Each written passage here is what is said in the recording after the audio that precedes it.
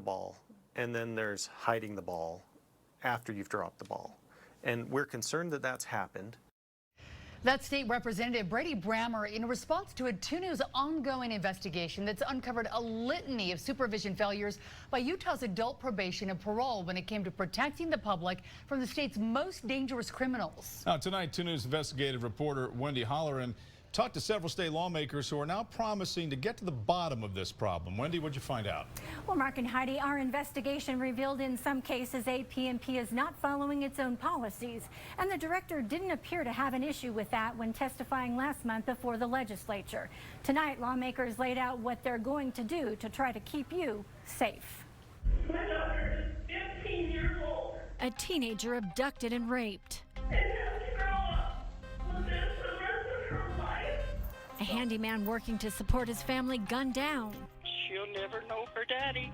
A 17-year-old boy killed. That's not a person that should be living free. A domestic violence victim allegedly murdered by a prolific gang member. This female has been shot multiple times. And a probation officer stops by and does not have any face-to-face contact with them, that can still be marked as a successful visit? It could, within the context of that they made the effort to be there, to make contact with that individual. That's AP&P Director Dan Blanchard's response after parole agent Dion Walzer went to Terrence Voss's home for months, but never had a face-to-face visit with him. It seems like a participation trophy, as opposed to actually succeeding. On one visit, Walzer wrote, "No violations observed," even though he did not see the violent gang member. And that's not all. Supervision contact details in Offender Track, AP&P's primary offender management database, leaked to 2 News Investigates, clearly indicate Voss failed to show up for an office visit with Walzer last November, but Walzer marked it successful anyway. Your thoughts on that kind of conduct? Well, that's completely unethical. You know, I mean, the person's outright lying. Professor Kamara is a nationally renowned expert in criminology. She listened to Blanchard's remarks to lawmakers and reviewed documented evidence of AP&P's supervision of Voss. That kind of conduct is irresponsible, and it's completely unethical in my book. We took these findings to State Representative Brady Brammer. Highly unethical, and I'm quoting her, highly unethical and, quote, an outright lie. Does that concern you? It does. It concerns me that the director believes that there's some policies in place that allow for that. High-ranking law enforcement officials tell me, and a professor of criminology tells me, that that's highly unethical, and the police officers tell me that's a crime. I think it very well could be. There's dropping the ball, and then there's hiding the ball after you've dropped the ball.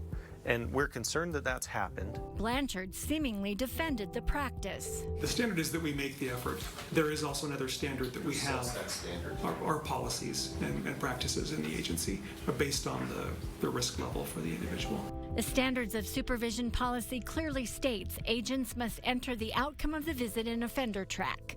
That at all times the O-Track file shall provide the current status of the offender's supervision compliance, progress, and/or problem areas, ensure it's updated and correct, and select the proper fields to reflect the type of contact achieved. 2 News could not find any part of the policy that says O-Track will reflect an agent's effort, as Blanchard implied. Do you trust the leadership here of managing these agents to supervise the most violent parolees when the director seemingly condoned marking a visit successful when it's not? We certainly have concerns. 2 News also contacted the American Correctional Association, which is the accrediting body and sets the standards for the corrections industry. They told us that the Utah Department of Corrections is not a member or accredited by ACA. In fact, we cannot find that they're accredited by any agency at all. We're far more concerned about whether this is a widespread problem. I said, what do I need to do?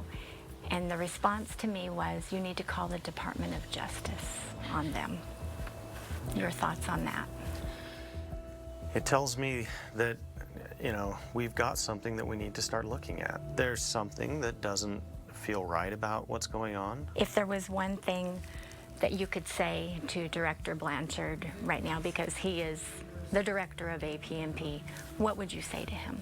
If you're not living up to the code of conduct and the responsibilities of the job, then that needs to change immediately. The transparency needs to be clear. The reporting needs to be honest. House Judiciary Committee Chair Carrie Ann Lisenby, Vice Chair John Hawkins, and Brammer vowed to get to the bottom of it.